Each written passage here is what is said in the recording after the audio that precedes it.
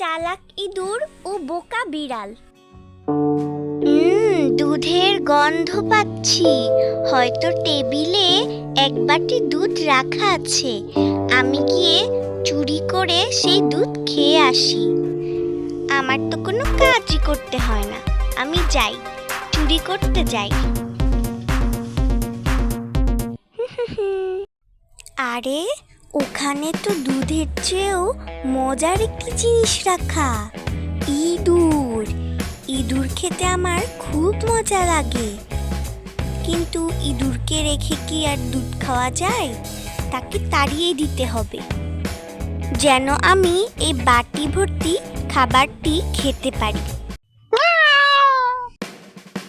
এইভাবেই ইঁদুরদের ভাগাতে হয়। এখন আমি আমার খাবার খাই, কখন জানি মালিক এসে পড়ে। বিড়াল মাসি আমাকে তাড়িয়ে ভালো করেনি, তার জন্য আমি সেই মজার চিজটি খেতে পারলাম না। পরের বার এই চিজটি আমি খাবো।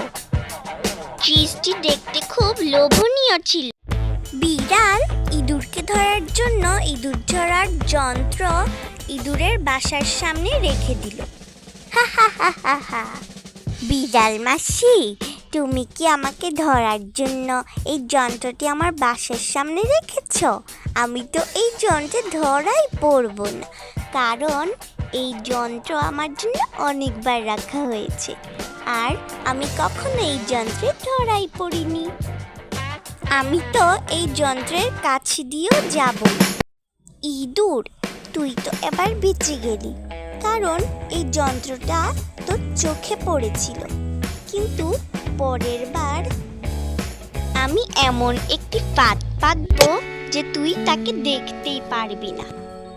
বিড়াল প্লেটে অনেকগুলো ক্যান্ডি ও কয়েকটি বাদাম রাখলো টেবিলের উপর, যেগুলোতে ইঁদুরের বিষ মিশানো ছিল, যেন ইঁদুরটি মরে যায় এবং বিড়াল ইঁদুরকে খেতে পারে। কিন্তু তার কি দুঃখ, ইঁদুরটি তো আসলোই না, কারণ ইঁদুরটি আগে থেকেই খেয়ে রেখেছিল খুব মজার চিজ। ইঁদুর, তোর ভাগ্য তোকে বারবার বাঁচায়, এবার তোকে তোর ভাগ্য একটু বাঁচাতে পারবে না। এবার আমি যেই প্ল্যান করব তুই বুঝবিও না। বিড়াল এবার গাছের নিচে লুকিয়েছে, যে ইঁদুর আসলে তার উপর ঝাঁপিয়ে পড়বে এবং তাকে খেয়ে নেবে। তবে বিড়ালকে দেখা যাচ্ছিল, যেটি বিড়াল বুঝতে পারলো না। হা, বিড়াল, তুমি কি লুকিয়ে আছো? এটা তো বোঝাই যায় না, তোমাকে তো পুরোপুরি দেখা যাচ্ছে। হা, তুমি আমাকে কোনোদিনও ধরতে পারবে না, আমি গেলাম।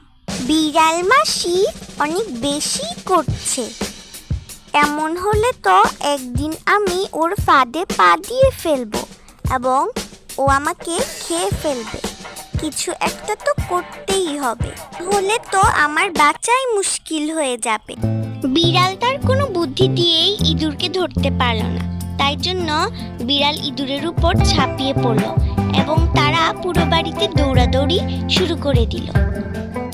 তারা বাড়ি থেকে বের হয়েও দৌড়াদৌড়ি করতে লাগলো এবং অবশেষে বিড়াল পানিতে পড়ে গেল।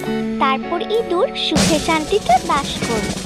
বন্ধুরা, কখনো লোভ করবে না, না হলে বিড়ালের মতো অবস্থা হবে। সাবস্ক্রাইব করে দিও।